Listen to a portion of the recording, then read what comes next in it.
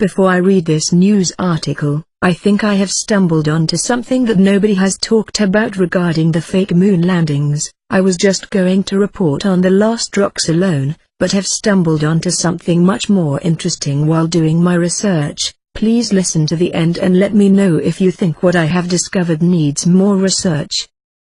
NASA has lost or misplaced more than 500 of the moon rocks its Apollo astronauts collected and brought back to Earth, according to a new agency report. In an audit released Thursday, December 8, NASA's Office of Inspector General states that the agency lacks sufficient controls over its loans of moon rocks and other astromaterials, which increases the risk that these unique resources may be lost. The report stresses the importance of maintaining stricter guidelines for the release of lunar materials to researchers, and more meticulous inventory procedures for their storage and return. NASA has been experiencing loss of astromaterials since lunar samples were first returned by Apollo missions, Inspector General Paul K. Martin detailed in the report.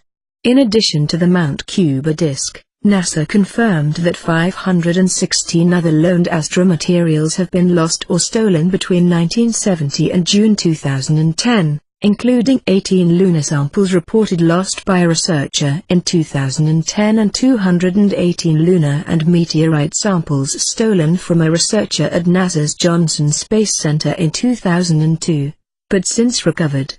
And while the agency reported the 517 missing moon rock samples, even more of these precious materials may have gone astray, according to the report.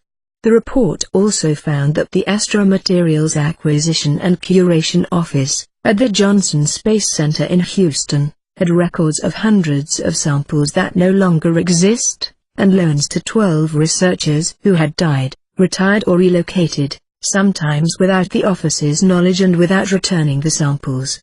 From 1969 to 1972, 12 astronauts landed on the moon during the agency's Apollo program.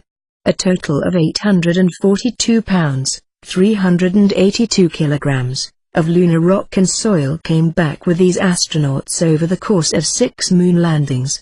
If you divide the samples up by the 6 landings, each moon visit would have to bring back 63 kilos each. I researched a little and found the following information. When the astronauts landed, they were near maximum weight for their small ascent engine to get them back off the moon. The challenge was how do they bring back several hundred pounds of priceless moon rocks and still get off the moon? The way NASA solved this was for the astronauts to throw out on the lunar surface every piece of hardware they no longer needed before they lifted off. Large items, like their backpacks, tools, even their cameras were left behind to lighten the load. What I don't understand is how they took their backpacks off before getting back into the landing module. Or did they just hold their breath when they threw them out from the hatch? I can't understand how they could have left all their life-saving equipment at a distance from the lander, and was able to survive getting back with no life support. Has anyone seen these backpacks on the moon? The video you see now shows you items that are equal or smaller than a backpack, but I see none.